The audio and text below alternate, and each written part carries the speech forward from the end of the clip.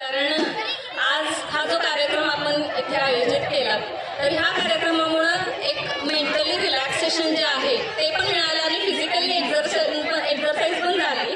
कारण जनरली कसं होतं घरात चूल मूल आणि स्वयंपाक धुणं भांडी ह्या व्यतिरिक्त वेगळं आयुष्य काही नव्हतं आणि घरात काय आम्हाला कोण असं रिंगा घाला आणि असं इकडं पुढं पाठवा कोणी म्हणणार नाही एरवी. पण आज हा आमच्यासाठी चान्स होता, एक हक्काचं व्यासपीठ होतं की जिथं आम्हाला मनमोकळेपणानं व्यक्त व्हायचं होतं की ज्यात सासू सासरे किंवा नवरा मुलं बाळा यांचा कुठलाही अडथळा आला नाही. फक्त मी आणि मी माझी एवढंच आमचं जग होतं आणि तेवढ्याशा जगात आम्ही जगून घेतलं ते केवळ आणि केवळ के भाऊजींच्यामुळं.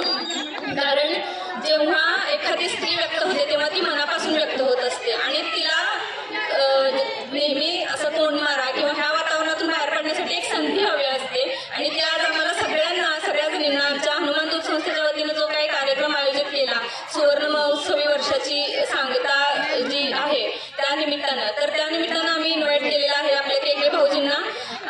अर्थातच त्यांचे कार्यक्रम मी बऱ्याच वेळा नेटवरती इंस्टा युट्यूबवरती बघितलेले आहेत पण प्रत्यक्ष आज हा दुग्धशर्करा योग आहे की इथे यायला मिळालं. मी जस्ट त्यांना पाहायचं होतं आणि कसा कार्यक्रम असतो हे पाहायला आलेले होते. पण तुमच्या सगळ्यांच्या आशीर्वादानं केरळीकरांच्या सगळ्यांच्या आशीर्वादानं माझ्या सासू सासऱ्यांच्या पुण्याईनं सगळ्यांच्या आशीर्वादाने ही प्रथम क्रमांकाची पैठणी माझ्या पदरात पडलेली आहे आणि माझे मिस्टर इथे आहेत. आहो तुम्ही मला स्वाभिमान दिला, मी तुम्हाला हे दिलं. Thank you so much. धन्यवाद वहिनी. पुन्हा एकदा तुम्हाला सर्व